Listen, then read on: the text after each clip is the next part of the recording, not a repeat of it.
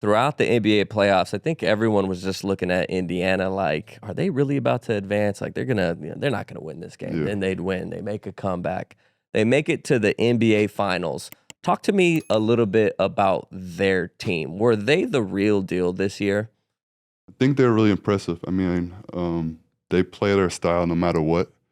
I think the biggest one, I mean, just playing against him, I think Rick Carlisle. I think he was like the main thing for them is just the timely timeouts, the timely adjustments. I think that was the most impressive thing. I mean, there was a lot of times where we were about to go on a run or we're like up 15 and like if we go on another run, the game's done. And I think he just called timely, just in general had a great coaching, I mean, playoffs in general. Yeah. And then the whole team plays the same way. I mean, they're just never stopping. They're just going the whole time. Yeah. And no, it was definitely a tough series. I think in general, we were always confident throughout the series. I think the only series where we were kind of a little bit on the ropes was Denver. I think Denver was the only series where, I mean, Jokic, I mean, the way they play, they've been there before. And that was probably the only series where we were like,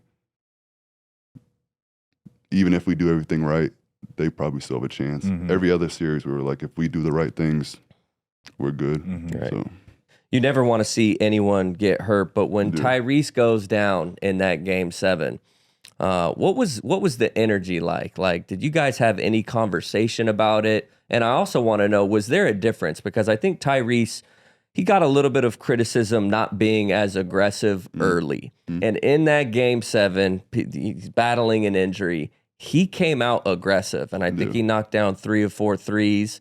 So I'm just kind of curious the difference of the energy. Like, you guys had to have noticed, like, all right, Tyrese is coming to, he's going to, be a scorer today. Yeah. Or that's a priority. He's coming out aggressive. And then he turns around and gets injured. That's just such a big swing. What kind of emotions were going on from the start of that game and then after he got injured?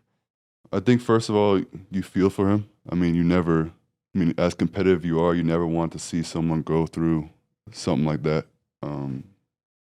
But just for us, we had a timeout after. We were just trying to get back to zero, as we call it, back to where we want to be mentally. And so just trying to get back to us. I mean, he was being really aggressive at the beginning, but we were still confident. I think that's what makes us really good is we're never too high or too low throughout the game. We're just focused on possession by possession. And I think that's what's been making us good. But it was sad to see. I mean, you never want someone to have an injury like that, and that's not an easy injury to have for sure. Yeah.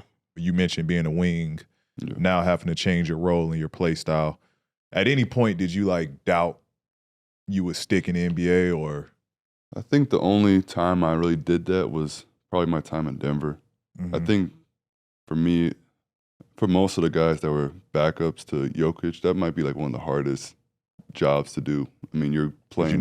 Your minutes is. You're playing 10 minutes, and it don't matter what you do in your minutes. You're not doing what Jokic is doing. I think, and that probably was the hardest time for me. Where after that, I started really working on the mental game, and after that, it kind of just went like I was good. I mean, went to the Clippers after that, and it was straight after that. But just Denver was probably the only time where I kind of doubted it a little bit.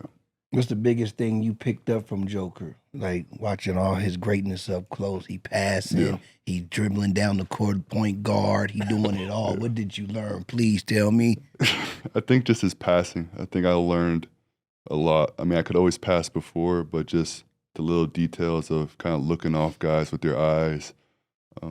If a defender's not looking at you, you can kind of still throw in front and they can still catch the ball. So just little details where I was a good passer, but it kind of took me to another level where I see the game differently and I know how to manipulate the game in kind of my benefit in that aspect. But he's so smart in the game. I mean, his IQ is off the charts. I mean, even playing against him in the playoffs, it felt like he was coaching. He's like the coach on the court. I mean, he'll tell people where to go. He'll tell what kind of players what to do. And so his IQ is off the charts. You know why he got the nickname Joker? Who he got it from? No, who was that?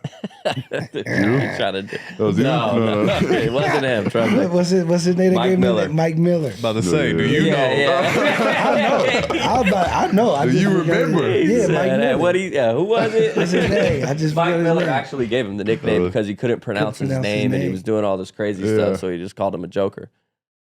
It's a good name. Yeah. Like, it's Great great name. names.